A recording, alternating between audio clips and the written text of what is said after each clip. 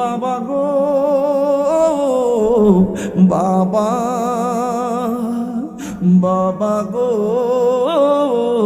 বাবা। কত মানুষ গাড়ি দিয়ে মাহফিলে নিয়ে যায়। আজকে বাপটার যদি এই মাহফিলে নিয়ে যেতাম, বাপটা যদি এত মানুষ দেখতো কত খুশি হইতো। আমার পোলা এত হাজার হাজার মানুষ নিয়ে কথা বলে। আজকে আমার ভাই এমপি হয়ে গেছে।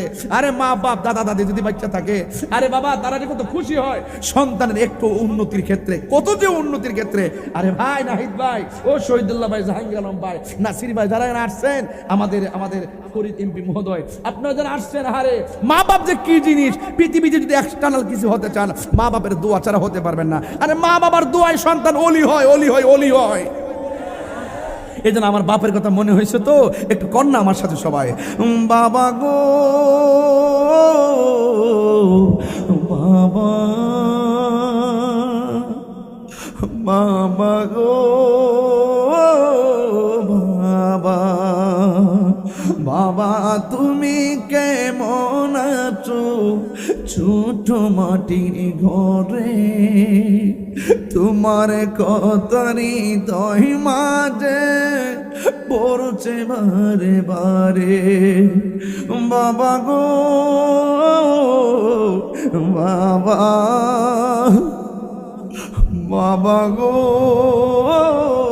বাবা।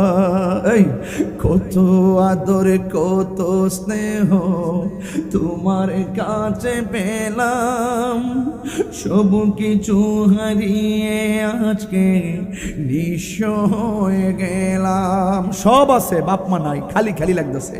কত আদর কত স্নেহ তোমার কাছে পেলাম, সব কিছু হারিয়ে আজকে নিঃস্ব হয়ে গেলাম।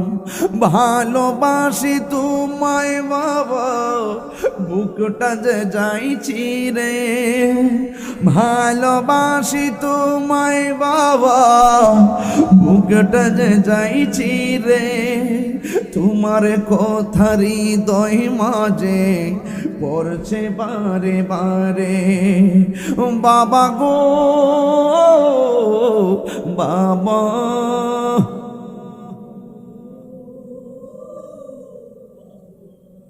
বাবা গো বাবা।